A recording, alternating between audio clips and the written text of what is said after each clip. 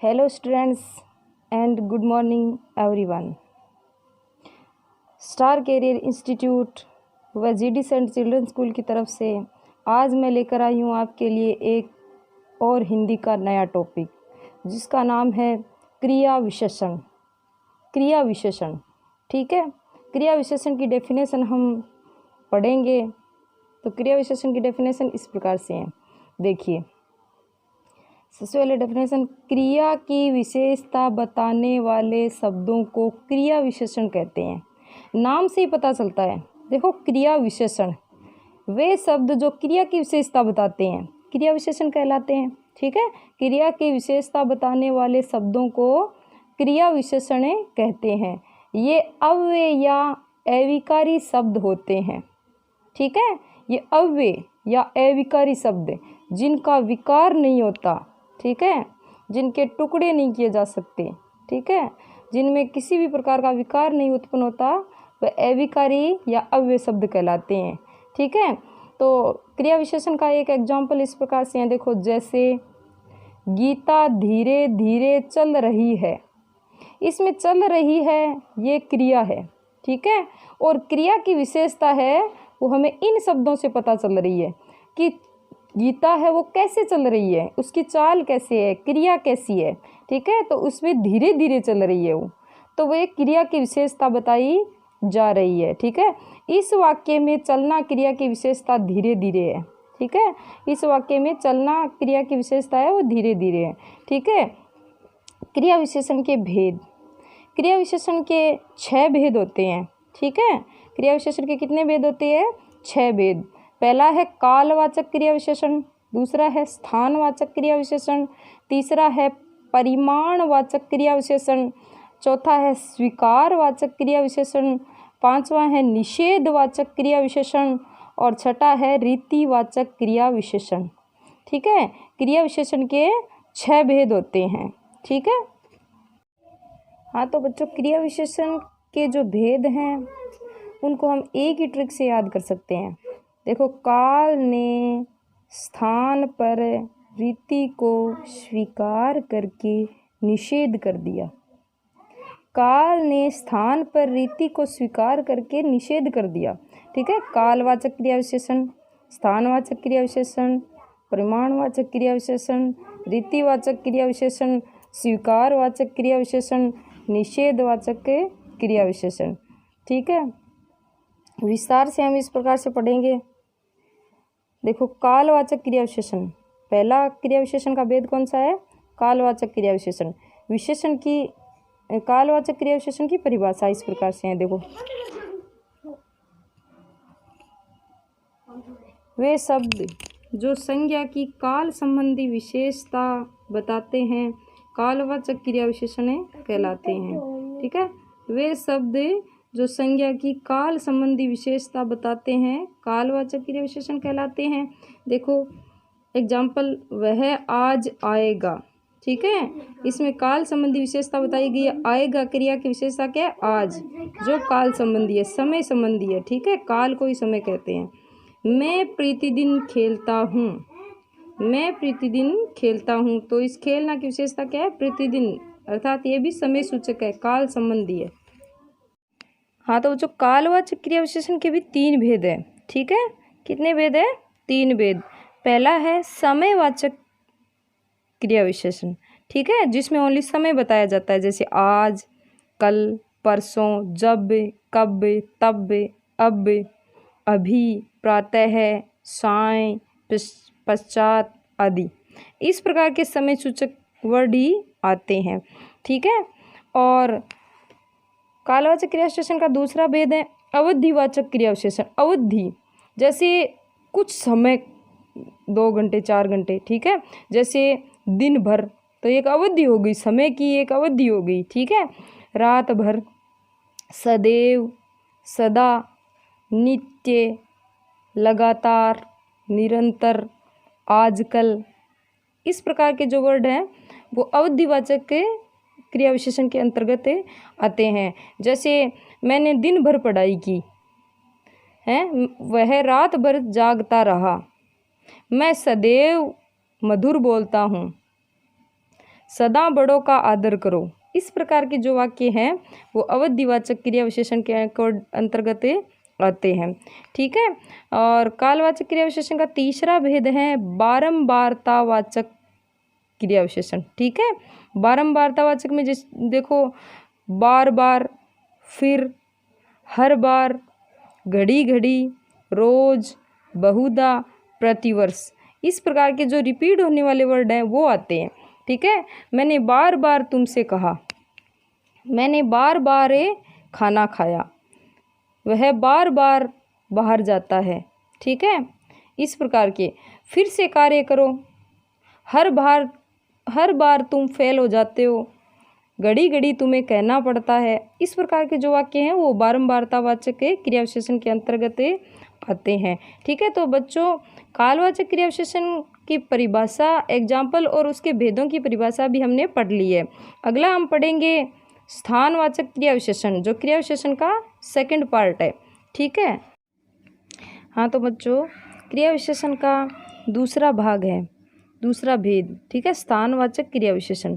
स्थानवाचक क्रिया विशेषण की परिभाषा इस प्रकार है, देखो, जो क्रिया विशेषण क्रिया के होने के स्थान या दिशा का ज्ञान कराए उन्हें स्थानवाचक क्रिया विशेषण कहते हैं।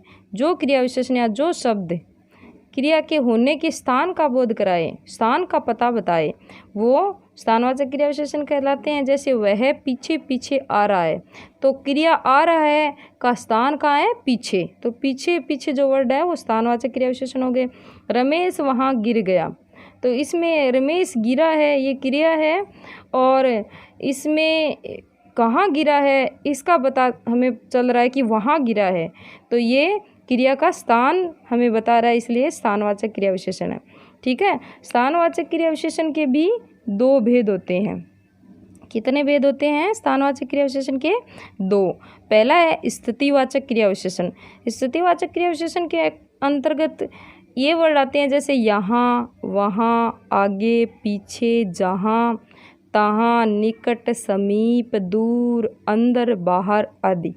इस प्रकार के जो वर्ड हैं वो स्थितिवाचक क्रिया विशेषण के अंतर्गत आते हैं। जैसे यहाँ चल कर आओ है, रमेश वहाँ गिर गया है, वह मेरे आगे आगे चल रहा है, वह पीछे पीछे चल रहा है, जहाँ देखो शोर हो रहा है, इस प्रकार के वाक्य। ठीक है। और दूसरा है स्थानवाचक क्रिया विशेषण का भेद दिशावाचक क्रिया विशेषण। ठीक है। क्रिया की दिशा का पता चले वे शब्द दिशावाचक क्रिया विशेषण कहलाते हैं। जैसे चारों ओर, इधर उधर, जिधर किधर, सामने, उस ओर, उस तरफ, ऊपर, नीचे आदि। इस प्रकार के जो वर्ड है वो दिशावाचक क्रिया विशेषण के अंतर्गत आते हैं, जो स्थानवाचक क्रिया विशेषण का भेद है। ठीक है। चारों ओर शोर हो रहा है, इधर उधर लोग फिर रहे हैं, जिधर देखो कचरा नज़र आ रहा है। ठीक है। और उस तरफ दूसरा मकान है या उस तरफ चल रहा है, इस प्रकार के जो वाक्य हैं वो दिशावाचक क्रिया विशेषण के अंतर्गत आते हैं। अगला हमारा जो क्रिया विशेषण का पार्ट है वो है परिमाणवाचक क्रिया विशेषण है, हम आगे पढ़ेंगे। क्रिया विशेषण का तीसरा भेद है वो है परिमाणवाचक क्रिया विशेषण। ठीक है।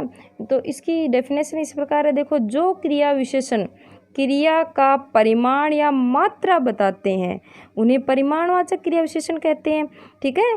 क्रिया की मात्रा बताएं, परिमाण बताए, उसे परिमाणवाचक क्रिया विशेषण कहते हैं। जैसे वह अधिक बोलता है, तो बोलना क्रिया की विशेषता क्या होगी? अधिक। ठीक है। तो ये परिमाण बताया जा रहा है क्रिया का। राधा कुछ मुस्कुराई, तो मुस्कुराई है वो क्रिया है, और कुछ यानी थोड़ी सी। ठीक है। तो ये भी परिमाणवाचक क्रिया विशेषण है। राजू कम होमवर्क करता है, तो इसमें होमवर्क करता है इसकी विशेषता हो गई क्रिया की विशेषता कम, तो ये परिमाणवाचक क्रिया विशेषण के अंतर्गत आता है। ठीक है। तो परिमाणवाचक क्रिया विशेषण के 5 प्रकार हैं। परिमाणवाचक क्रिया विशेषण के कितने प्रकार हैं? 5। पहला है अधिकतावाचक क्रिया विशेषण, जिसमें क्रिया है उसकी अधिकता का ज्ञान कराया जाता है। इसमें ये वर्ड आते हैं, देखो, अधिक, अत्यधिक, अति, ज़्यादा, खूब। ठीक है। इस प्रकार के वर्ड हैं वो परिमाणवाचक क्रिया विशेषण के अधिकतावाचक क्रिया विशेषण में आते हैं।